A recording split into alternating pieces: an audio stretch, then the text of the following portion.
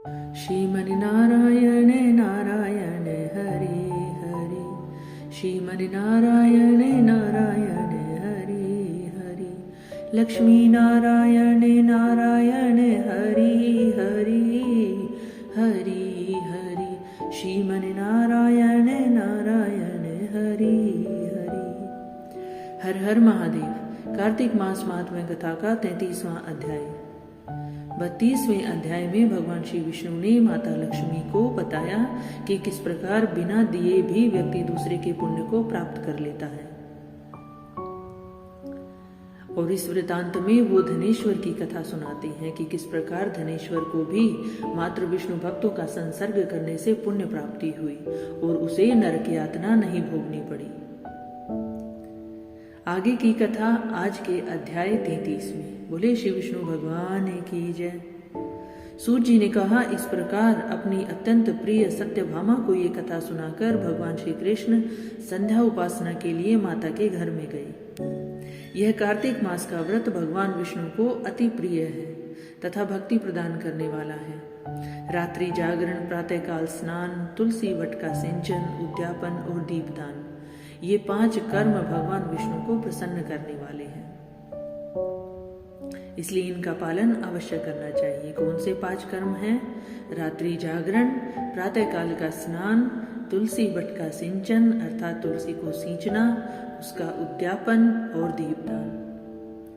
ऋषि बोले, भगवान विष्णु को प्रिय अधिक फल की प्राप्ति कराने वाले शरीर के प्रत्येक अंग को प्रसन्न करने वाले कार्तिक महात्म्य आपने हमें बताए। ये मोक्ष की कामना करने वाले अथवा भोग की इच्छा रखने वाले मनुष्य को अवश्य ही करने चाहिए। अर्थात कार्तिक मास व्रत के करने से भोग और मोक्ष की प्राप्ति होती है। इसके अतिरिक्त हम आपसे एक और बात पूछना चाहते हैं कि यदि कार्तिक मास का व्रत करने वाला मनुष्य किसी संकट में फंस जाए या किसी वन में हो या वो व्रती किसी रोग से ग्रस्त हो जाए तो उस मनुष्य को कार्तिक व्रत को किस प्रकार करना चाहिए? क्योंकि कार्तिक व्रत भगवान विष्णु को अत्यंत प्रिय है और इसे करने से मुक्ति एवं भक्ति प्राप्त होती है, इसलिए इसे छोड़ना नहीं चाहिए। श्री सूत जी ने इसका उत्तर देते हुए कहा, यदि कार्तिक का व्रत करने वाला मनुष्य किसी संकट में फंस जाए तो वह हिम्मत करके भगवान शंकर या भगवान विष्णु के मंदिर जो भी पास हो उसमें जाकर रात्रि जागरण करे। यदि व्रती घने वन में फंस जाए तो फिर पीपल के वृक्ष के नीचे या तुलसी वन में जाकर जागरण करे। भगवान विष्णु की प्रतिमा के सामने बैठकर विष्णु जी का कीर्तन करें। ऐसा करने से सहस्त्रों गायों के दान के समान फल की प्राप्ति होती है। जो मनुष्य विष्णु जी के कीर्तन में बाजा बजाता है उसे वाजपेयी यज्ञ के समान फल की प्राप्ति होती है। और हरि कीर्तन में नृत्य करने वाले मनुष्यों को सभी तीर्थों में स्नान करने का फल प्राप्त होता है। किसी संकट के समय या रोगी हो जाने और जल न मिल पाने की स्थिति में केवल भगवान विष्णु के नाम मात्र के मार्जन से ही व्रत कर ले, अर्थात भगवान श्री विष्णु का नाम जप ही कर ले। यदि उद्यापन न कर सके तो व्रत की पूर्ति के लिए केवल ब्राह्मणों के प्रसन्न होने के कारण विष्णु जी प्रसन्न रहते हैं। अर्थात यदि आप उद्यापन न कर पाए तो मात्र आप ब्राह्मणों को दान करके भगवान श्री विष्णु को प्रसन्न कर सकते हैं। यदि मनुष्य दीप दान करने में असमर्थ हो तो दूसरे की दीप की वायु आदि से भली भांति रक्षा करे। अर्थात अगर आप दीप दान करने में असमर्थ हैं, दीप दान नहीं कर सकते, तो दूसरे के दीपक की रक्षा कीजिए कि वो बुझ न जाए। यदि तुलसी का पौधा समीप न हो तो वैष्णव ब्राह्मण की ही पूजा कर लें, क्योंकि भगवान विष्णु सदैव अपने भक्तों के समीप रहते हैं। इन सब के न होने पर कार्तिक का व्रत करने वाला मनुष्य ब्राह्मण, गौ, पीपल और वट वृक्ष की श्रद्धा पूर्वक सेवा करे। शौनक आदि ऋषि बोले, आपने गौ तथा ब्राह्मणों के समान पीपल और वट वृक्षों को बताया है और सभी वृक्षों में पीपल तथा वट वृक्ष को ही श्रेष्ठ कहा गया है। इसका कारण बताइए। और भी इतनी वनस्पति है, इन सब में पीपल और वट वृक्ष को ही श्रेष्ठ क्यों माना गया? आप इसका कारण बताइए। सूत जी बोले, पीपल भगवान विष्णु का और वट भगवान शंकर का रूप है। पलाश ब्रह्मा जी के अंश से उत्पन्न हुआ है। जो कार्तिक मास में उसके पत्तल में भोजन करता है वह भगवान विष्णु के लोक में जाता है। जो इन वृक्षों की पूजा, सेवा, दर्शन करते हैं उनके सभी पाप नष्ट हो जाते हैं। ऋषियों ने पूछा, हे प्रभु, हम लोगों के मन में एक शंका है कि ब्रह्मा, विष्णु और शंकर वृक्ष स्वरूप क्यों हुए? क्यों उन्हें वृक्ष का रूप धारण करना पड़ा? कृपया आप हमारी शंका का निवारण कीजिए। श्री सूत जी बोले, प्राचीन काल में भगवान शिव तथा माता पार्वती विहार कर रहे थे।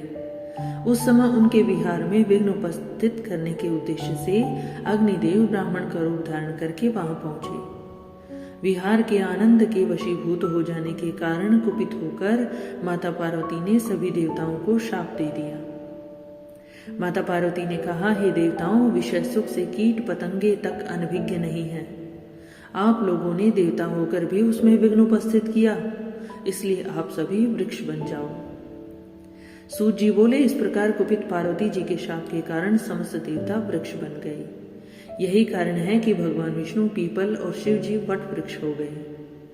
इसलिए भगवान विष्णु का शनिदेव के साथ योग होने के कारण केवल शनिवार को ही पीपल को छूना चाहिए, अन्य किसी भी दिन पीपल को नहीं छूना चाहिए। बोले श्री विष्णु भगवान की जय। कार्तिक मास महात्म्य कथा का 33वां अध्याय यहाँ समाप्त होता है। अब कार्तिक मास महात्म्य कथा का 34वां अध्याय। इस पर ऋषियों ने पूछा, हे सूत जी, पीपल के वृक्ष की शनिवार के अलावा सप्ताह के शेष दिनों में पूजा क्यों नहीं की जाती? सूत जी बोले, हे ऋषियों, समुद्र मंथन करने से देवताओं को जो रत्न प्राप्त हुए उनमें से देवताओं ने लक्ष्मी और कौस्तुभ मणि भगवान विष्णु को समर्पित कर दी थी। जब भगवान विष्णु लक्ष्मी जी से विवाह करने के लिए तैयार हुए तो लक्ष्मी जी बोली, हे प्रभु, जब तक मेरी बड़ी बहन का विवाह नहीं हो जाता तब तक मैं छोटी बहन आपसे किस प्रकार विवाह कर सकती हूँ। इसलिए आप पहले मेरी बड़ी बहन का विवाह करा दें, उसके बाद आप मुझसे विवाह कीजिए। यही नियम है जो प्राचीन काल से चला आ रहा है। सूत जी ने कहा, लक्ष्मी जी के मुख से ऐसे वचन सुनकर भगवान विष्णु ने लक्ष्मी जी की बड़ी बहन का विवाह उद्यालक ऋषि के साथ संपन्न करा दिया। लक्ष्मी जी की बड़ी बहन अलक्ष्मी जी बड़ी कुरूप थी। उसका मुख बड़ा, दांत चमकते हुए, उसकी देह वृद्धा की भांति, नेत्र बड़े बड़े, बाल रूखे थे। भगवान विष्णु द्वारा आग्रह किए जाने पर ऋषि उद्यालक उससे विवाह करके उसे वेद मंत्रों की ध्वनि से गुंजाते हुए अपने आश्रम ले गए। वेद ध्वनि से गुंजित हवन के पवित्र धुएं से सुगंधित उस ऋषि के सुंदर आश्रम को देखकर अलक्ष्मी को बहुत दुख हुआ। वह महर्षि उद्यालक से बोली, क्योंकि इस आश्रम में वेद ध्वनि गूंज रही है, इसलिए यह स्थान मेरे रहने योग्य नहीं है। इसलिए आप मुझे यहाँ से अन्यत्र कहीं ले चलिए। उसकी बात सुनकर महर्षि उद्यालक बोले, तुम यहाँ क्यों नहीं रह सकती, और तुम्हारे रहने योग्य अन्य कौन सा स्थान है, वो भी मुझे बताओ। अलक्ष्मी बोली, जिस स्थान पर वेद की ध्वनि होती हो, अतिथियों का आदर सत्कार किया जाता हो, यज्ञ आदि होते हो, ऐसे स्थान पर मैं नहीं रह सकती। जिस स्थान पर पति पत्नी आपस में प्रेम से रहते हो, पितरों के निमित्त यज्ञ होते हो, देवताओं की पूजा होती हो, उस स्थान पर भी मैं नहीं रह सकती। और जिस स्थान पर वेदों की ध्वनि न हो, अतिथियों का आदर सत्कार न होता हो, यज्ञ न होते हो, पति पत्नी आपस में क्लेश करते हो, पूज्य वृद्धों, सत्पुरुषों तथा मित्रों का अनादर होता हो, जहाँ दुराचारी, चोर, पर स्त्रीगामी पुरुष निवास करते हो, जिस स्थान पर गायों की हत्या की जाती हो, मद्यपान, ब्रह्म हत्या आदि पाप होते हो, ऐसे स्थानों पर मैं प्रसन्नता पूर्वक निवास करती हूँ। सूत जी बोले, अलक्ष्मी के मुख से इस प्रकार के वचन सुनकर उद्यालक का मन खिन्न हो गया और वो इस बात को सुनकर मौन हो गए। थोड़ी देर बाद वे बोले, ठीक है, मैं तुम्हारे लिए ऐसा ही स्थान ढूंढ दूंगा। जब तक मैं तुम्हारे लिए ऐसा स्थान न ढूंढ लूं, तब तक तुम इसी पीपल के नीचे चुपचाप बैठी रहना। महर्षि उद्यालक उसे पीपल के वृक्ष के नीचे बैठाकर उसके रहने योग्य स्थान की खोज में निकल पड़े। परंतु जब बहुत समय तक प्रतीक्षा करने पर भी वे वापस नहीं लौटे तो अलक्ष्मी विलाप करने लगी। जब वैकुंठ में बैठी लक्ष्मी जी ने अपनी बड़ी बहन अलक्ष्मी का विलाप सुना तो वे व्याकुल हो गई। वे दुखी होकर भगवान विष्णु से बोली, हे प्रभु, मेरी बड़ी बहन पति द्वारा त्यागे जाने पर अत्यंत दुखी है। यदि मैं आपकी प्रिय पत्नी हूं तो आप उसे आश्वासन देने के लिए उसके पास चलिए। लक्ष्मी जी की प्रार्थना पर भगवान श्री विष्णु लक्ष्मी जी सहित उस पीपल के वृक्ष के पास गए जहां अलक्ष्मी बैठकर विलाप कर रही थी।